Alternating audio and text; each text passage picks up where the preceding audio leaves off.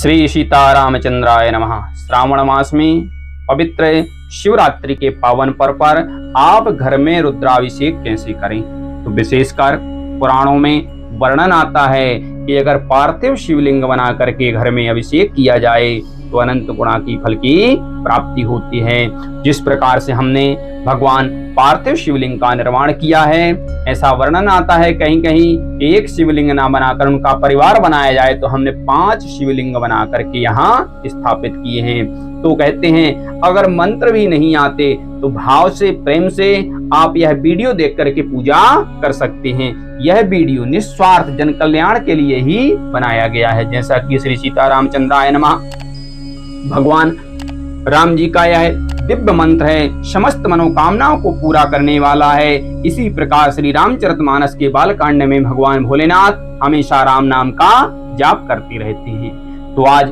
भगवान भोलेनाथ का यह हमने पार्थिव शिवलिंग का निर्माण किया और अब अभिषेक करेंगे। तो सबसे पहले भगवान भोलेनाथ का ध्यान करते हैं। मंगलम भगवान शंभु मंगलम वृषभध्वजा मंगलम पार्वती नाथ मंगलाय तनो हरि। भगवान भोलेनाथ का ध्यान करते हुए भगवान भोलेनाथ को स्थापित करते हैं और साथ में प्रार्थना कर लेते हैं कि हमें कुछ ज्यादा आता नहीं है, हम तो आपके बच्चे हैं, हम यथाशक्ति तथा भक्ति। तो भगवान भोलेनाथ का दिव्य आह्वान करते हुए भगवान भोलेनाथ का पूजन करेंगे। सबसे पहले भगवान भोलेनाथ पर जल अर्पित करेंगे, क्योंकि जल ही जीवन है और जल चढ़ाने से समस्त मनोकामनाएं पूरी होती हैं। अगर आपको मंत्र नहीं आता तो आप ओम नमः शिवाय या श्री सीतारामचंद्राय नमः का जाप कर सकते हैं। तो सबसे पहले जल अर्पित करने के बाद आप दुग्ध का अभिषेक करेंगे। ओम हरि ओम वा कामधेनु समुद्रकम सर्वेषां जीवनम परम पावनम यज्ञेष्णार्थम प्रतिकृताभ्यो नमः।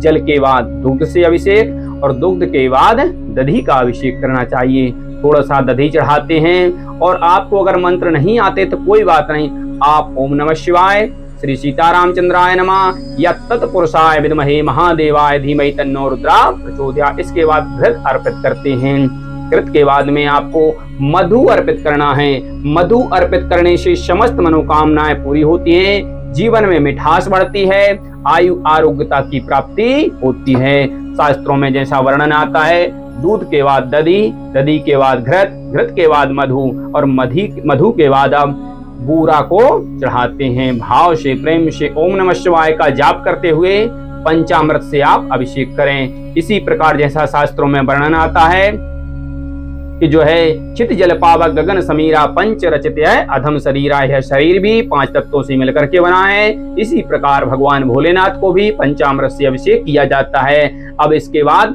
पुनः शुद्ध जल से स्नान करेंगे। शुद्ध वाला सर्व शुद्ध वालो मणिवाला सुना, इस प्रकार से भगवान भोलेनाथ का अभिषेक करते हैं। फिर उनके ऊपर पुष्प अर्पित करते हैं, माल्यादीनी सुगंधिनी। ध्यान रहे भक्तजनों, अगर आपको मंत्र नहीं आता तो निराश ना हो, आप इस मंत्र का जाप करते रहें। ओम तत्पुरुषाय विद्महे महादेवाय धीमहि तन्नो रुद्रा प्रचोदयात्, इस मंत्र का जाप करें। अब चंदन चढ़ाएंगे।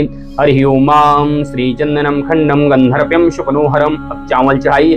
अक्षता सा सुराशिष्टो कुंकुमाक्ता सुशोभिता माया निमित्ताम देवस्ताम शविताम पुनान्तमा। हरि ओम देवीभ्यो नमो नमः। हरि ओम नमः शिवाय। ऐसा करते हुए आप बेल पत्र अर्पित करें। शास्त्र कहता है दर्शनम बेल पत्र से स्पर्शनम पापनाशनम अघोर पाप संहारम बेल पत्रम शिवार्पणम। बेल पत्र के श्रावण के मास में दर्शन करने से अनंत गुणा फल की प्राप्ति होती है। ओम नमः शिवाय करके नित्य आप भगवान भोलेनाथ पर बेल पत्र अर्पित करते हैं तो समस्त मनोकामनाएं पूरी होती हैं। काशीवास निवासिम चा काल भैरव पूजनम कोटि कन्या महादानम बेलपत्रम शिवार्पणम। इस प्रकार से आप भगवान भोलेनाथ का पूजन करें। साथ में ही आपने जो मिष्ठान बनाया है, मिष्ठान का भोग लगा दें, भगवान के वहीं चरणों में अर्पित कर दें और प्रार्थना करें कि हमारी समस्त मनोकामना पूरी हो। इस प्रकार की पूजा संपन्न करने के बाद भगवान भोलेनाथ की आरती करें। आरती करने के बाद अपने ग्रह का कार्य करने के बाद शाम होने से पहले भगवान भोलेनाथ का विसर्जन करना है। यह विसर्जन बहते जल में करना चाहिए या तालाब में करना चाहिए। अगर उपलब्ध नहीं होते हैं तो आप घर पर भी स्वच्छ पात्र लेकर के, कोई टब ले लें या बाल्टी ले लें, उसमें गंगा जल डाल करके शुद्ध जल भर लें और भगवान भोलेनाथ की विनम्र प्रार्थना करके उसमें विसर्जन करें। अगर आप ऐसा पूरे श्रावण के मास में या हर सोमवार को या यदा कदा या प्रतिदिन 21 दिनों तक करते हैं तो आप विश्वास मानिए भगवान भोलेनाथ की कृपा से आपकी समस्त मनोकामनाएं पूरी होती हैं, क्योंकि भगवान भोलेनाथ ही महादेव हैं। अन्य सभी भगवान तो देव हैं परंतु भोलेनाथ महादेव हैं।